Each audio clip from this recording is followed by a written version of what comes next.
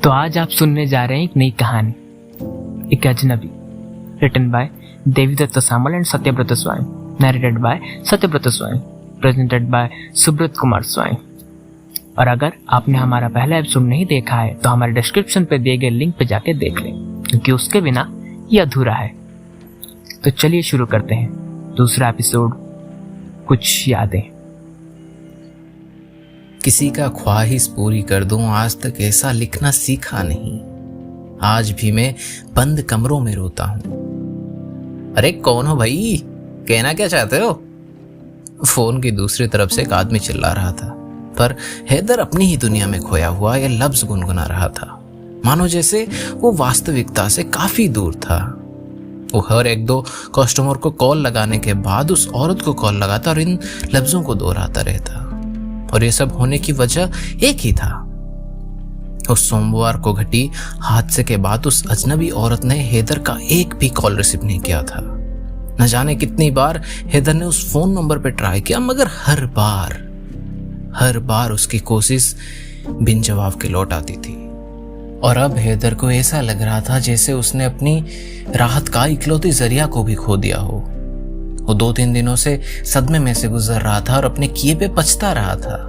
और इन 2-3 दिनों में ऐसे ही 3-4 लोगों को उसने कॉल करके ये अल्फाज सुना चुका था जो उसे उस औरत को पेश करना था। ये बात उसके सुपरवाइजर तक भी पहुंचा था और उसने आके न जाने कितने भले बुरे सुनाए थे। पर हैदर को इन सब चीजों की कहां परवाह थी।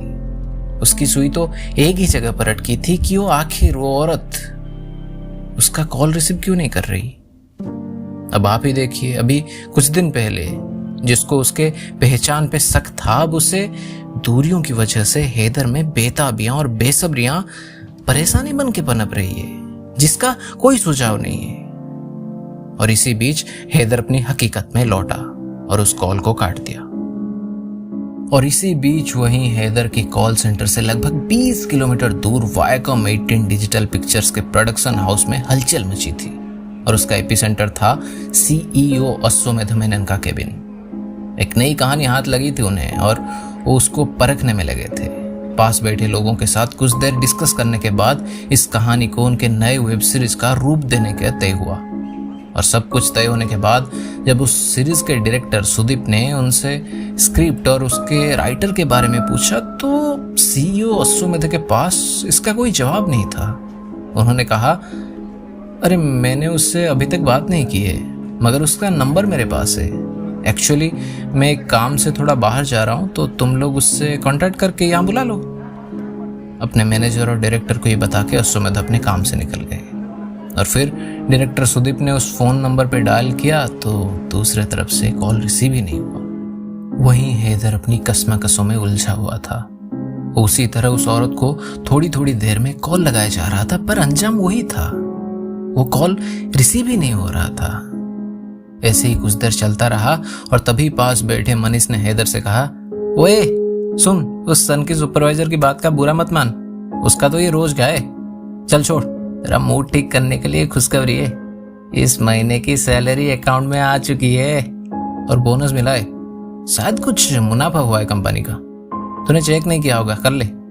और फिर हैदर ने अपनी पॉकेट से अपना फोन निकाल के चेक करने जा ही रहा था कि उसने देखा कि नोटिफिकेशन बार में एक मैसेज आया है। और मैसेज देखने के बाद उसकी नजर किसी और चीज पे पड़ी। उसने देखा कि एक अननोन नंबर से उसे 2 मिस्ड कॉल आए हैं और उसने देखा कि दोनों कॉल एक ही नंबर से आए थे। उसका फोन वाइब्रेशन पे था, इसलिए शायद उसे कॉल्स की भनक दिखने लगी थी। और फिर उसके मन में आस जगने लगी कि शायद ये कॉल उस औरत ने किया हो। और फिर हैदर ने पलक झपकाते ही उस नंबर पे डायल किया, पर 2-3 रिंग जाने के बाद उसे याद आया वो औरत तो उसका पर्सनल नंबर जानती ही नहीं थी। और ये उसके जहन में आते ही उसने कॉल काट दिया और फिर से अपने अजीब ख्यालों को कोसने लगा। और इसी बीच उसने महसूस किया कि उसका फोन वापस वाइब्रेट हो रहा है। उसने फोन को हथेली पे पलट कर देखा तो उसी नंबर से कॉल आ रहा था। तो उसने कॉल रिसीव किया और हेलो कहा। दूसरी तरफ से एक आदमी की आवाज थी। फिर कुछ मिनटों तक उनके बीच कुछ बातें हुई। पास बैठे मनीष उनकी बातें सुनने की कोशिश तो कर रहा था, पर उसे कुछ समझ नहीं आ रहा था। मगर हैदर की आवाज से ये लग रहा था कि मामला कुछ गंभीर है। फिर कुछ देर में हैदर की बात खत्म हुई और हैदर ने जी कहते हुए कॉल एंड किया। ये सब देख मनीष चिंतित होते हुए पूछने लगा, और भाई सब ठीक है ना? और हैदर ने सिर्फ हाँ कहते हुए जवाब दिया। और लगभग 3 घंटे के बाद हैदर खड़ा था भाईकॉम 18 डिजिटल पिक्चर्स के प्रोडक्शन हाउस के सामने, और उसके अंदर डर की तूफान उठी थी। फिर भी धड़कनों को शांत करते हुए उसने अंदर की तरफ अपना पहला कदम बढ़ाया। उसके दिल में ये डर होना आम बात था, और क्यों ना हो। जब आप अपनी हुनर को साबित करने के लिए दर दर घूम रहे हो और जब आपको साबित न कर पाए हो, तो खुद की काबिलियत पे शक होना जाहिर सी बात है। पर उसके बाद जब एक बड़ा मौका खुद चल के आपके पास आए, तो हैरानी तो होगी ना। और उस हैरानी को सामना करने में हैदर का ये डर जायज था, और हैदर के लिए एक बड़ा मौका था। ये सामने खड़ा प्रोडक्शन हाउस जहां उसका आज अपॉइंटमेंट था। और इन्हीं सब ख्यालों के साथ वो रिसेप्शन पे पहुंचा, और वहां से उसे कहाँ जाना है बता दिया गया। हैदर जाके उसको बताया गया कैबिन में जाके बैठ गया, और उन लोगों के इंतजार में जिनके साथ उसका आज अपॉइंटमेंट था, जिनमें शामिल थे यहाँ के CEO अश्वमेध मेनन और उस वेब सीरीज के डायरेक्टर सुदीप। और अब तक आप समझ गए होंगे नहीं हैदर यहाँ क्यों आया है। कुछ देर बाद डायरेक्टर सुदीप अंदर आए और हैदर का स्वागत करते हुए उसे मुबारकबाद देने लगे, और ये कहते हुए कि कैसे उसकी कहानी उनके CEO अश्वमेध जी को पसंद आई, और वो इस कहानी को लेकर एक वेब सीरीज बनाना चाहते हैं। और उसे यहाँ बुलाने का मकसद ये है कि वो इस वेब सीरीज के साथ उनके साथ टाई अप करना चाहता है कि नहीं, और उसे एक कॉन्ट्रैक्ट भी साइन करना था। ये सब सुन के हैदर जितना खुश नहीं था, उससे कहीं ज्यादा हैरान था। अब उसकी दिमाग में ये चल रहा था कि उसकी कहानी इतने बड़े प्रोडक्शन हाउस के CEO को पता चला भी तो कैसे, और वो कौन सी कहानी थी, क्योंकि हैदर ने ऐसे 2-3 कहानियां तो लिखा था। उसे ऐसा लग रहा था जैसे उसकी जिंदगी उससे अनजान होके घट रही है। ये सब कुछ उसके जहन के परे हो रहा था, जिसकी उसको कुछ भी भनक तक नहीं थी। फिर उसने वहां बैठे डायरेक्टर से पूछा, मगर उनके पास भी इसका कोई जवाब नहीं था। मगर उन्होंने कहा, अरे ये सब तो अश्वमेध तो सार को पता है, आप थोड़ी देर वेट कीजिए, वो आते ही होंगे, फिर हम मिलके सारी बातें डिस्कस कर लेंगे। और इतना कह के वो अपनी काम में व्यस्त हो गए। हैदर बहुत खुश था, आखिर उसकी जिंदगी का वो हसीन पल अभी कुछ ही देर में आने वाला था। उसे लगा आज का दिन काफी अच्छा है और सारी चीजें उसके अनुसार हो रही हैं। और तभी उसने उस औरत को फिर से कॉल लगाने का सोचा कि कहीं शायद आज उसका कॉल रिसीव हो जाए, और इसी बहाने उसे खुशखबरी भी दे सके। और फिर उसने अपने फोन से उस नंबर पे डायल किया, मगर इस बार भी कॉल बिना रिसीव हुए कट गया था। आज हैदर के हौसले बुलंद थे, तो उसने फिर से उस नंबर पे डायल किया, और इस बार 3-4 रिंग के बाद आखिरकार कॉल रिसीव हुआ।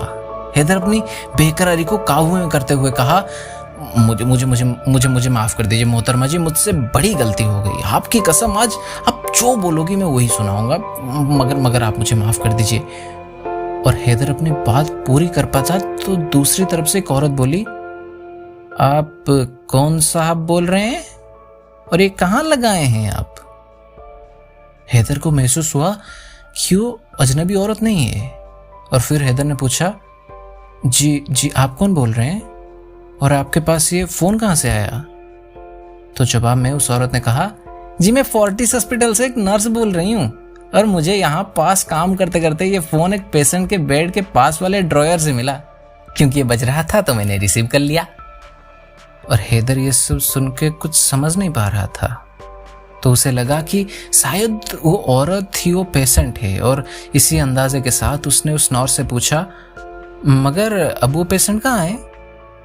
तो उस नर्स ने जवाब दिया, अब तो वो यहाँ नहीं है। ये सुनते ही हैदर ने पूछा, नहीं है मतलब किसी और हॉस्पिटल में शिफ्ट हो गई क्या? तो ये सुन के उस नर्स ने कहा, दरअसल क्या है ना, अब वो और नहीं रही, यही 2 दिन पहले ही वो गुजर गई। उनका नाम सुलेखा मेनन था। उनको दरअसल किडनी फेल्योर हुआ था। वो लगभग 6 महीने से यहाँ अंडर ट्रीटमेंट थी। हेलो हेलो हेलो जी साहब, आप सुन रहे हैं? वो नर्स ऐसे ही पुकारती रही, पर हैदर कोई जवाब नहीं दे पा रहा था। मानो जैसे उसके पैरों तले जमीन को किसी ने खींच ली हो। उसके आंखों से आंसू भी जैसे निकलने का रास्ता भूल गए थे। और इसी बीच कुछ देर में वायकॉम 18 डिजिटल मीडिया के CEO असुमेद अपने कैबिन में आ पधारे और हैदर सोफा पे एक कोने से लगकर बैठा हुआ था। असुमेद उसके पास गई उससे हाथ मिलाने पर हैदर के हाथ कांप रहे थे और यह देख असुमेद ने पूछा, हे आर यू फाइन? और हैदर ने खुद को संभालते हुए सिर्फ जी सर कहते हुए जवाब दिया। और फिर असुमेद ने उससे सारी बातें समझा कि वो कौन सी कहानी का बात कर रहे हैं। और ये सुन के हैदर को पता चला ये तो वही कहानी है जो उसने उस औरत यानी सुलेखा जी को सुनाई थी। अब वो कुछ पूछना चाहता था पर वो थोड़ी देर रुक गया। सारे डिस्कशन के बाद उन्होंने हैदर से उसकी राय मांगी कि क्या वो इस प्रोजेक्ट के लिए इंटरेस्टेड है और उनके साथ टाइप करना चाहता है। तो हैदर ने बड़े ही खुशमिजाज से हाँ भर दिया। फिर असुमेद ने कॉन्ट्रैक्ट पेपर्स मंगवाए और हैदर ने उस वेब सीरीज के लिए उस कॉन्ट्रैक्ट पे साइन भी किया। और हैदर को उसकी स्क्रिप्ट राइटिंग शुरू करने के लिए कहा गया और उसे एडवांस का भी वादा किया गया। और हैदर ने कॉन्ट्रैक्ट पेपर्स पे साइन करने के बाद पूछा, सर प्लीज डोंट माइंड, मगर आपको मेरे और मेरी कहानी के बारे में कैसे पता चला? तो हैदर को देखते हुए असुमेद थोड़ा चुप हो गए और फिर कहने लगे, ये बात सिर्फ मेरी बीवी को पता थी। उसने कहा कि उसे ये कहानी तुमसे मिली और तुम्हारा नाम और डिटेल बता के उसने तुमसे कांटेक्ट करने को कहा कि तुम इस मुकाम के लायक हो। बस कमी रह गई कि मैं जब तक उसे पूछ पाता कि ये कहानी तुमसे उसको कैसे मिला, उससे पहले ही वो इससे आगे कुछ कह पाते उनकी आवाज टूटने लगी और उनकी आंखों में आंसू था। तभी वहां खड़े उनके मैनेजर ने कहा, सर की वाइफ यानी मैडम हाल ही में गुजर गई। उनका नाम सुलेखा मेनन था। और ये नाम सुनते ही हैदर की दुनिया जैसे पलट सी गई और अब धीरे धीरे उसे सब समझ में आने लगा था। और ज्यादा देर उस कमरे में बैठ न सका और असुमेद जी से विदाई लेते हुए बाहर चलने लगा। और जाते वक्त उन्होंने हैदर को रोका और पूछा, मगर हैदर, तुमने उसे ये कहानी कब सुनाई और तुम उसे कैसे जानते हो? और ये सुन के हैदर ने कहा, सर फिर कभी बताऊंगा, आप अपना ख्याल रखिए। और इतना कह के चेहरे पे एक विनी मुस्कान के साथ उस अजनबी औरत सुलेखा जी की कई उन आखिरी अजनबी लफ्जों को याद करते हुए हैदर आगे बढ़ने लगा। तो यहीं तक थी उन बातों की यादें। आशा करते हैं आपको पसंद आया होगा। और अगर आपने हमारे वीडियो को लाइक और हमारे चैनल को सब्सक्राइब नहीं किया है तो कर दीजिए। और तारीफ हो या ताने हो बेझिझक कमेंट बॉक्स से फरमाइए, हम आपकी खिदमत पे हाजिर हैं। और इस वीडियो को शेयर करना ना भूलें। और अब आप हमसे सीधा जुड़ सकते हैं हमारे सोशल मीडिया प्लेटफॉर्म्स पर, जैसे कि इंस्टाग्राम, फेसबुक और टेलीग्राम, फोर्टनाइट क्रॉनिकल्स नाम के साथ। शुक्रिया।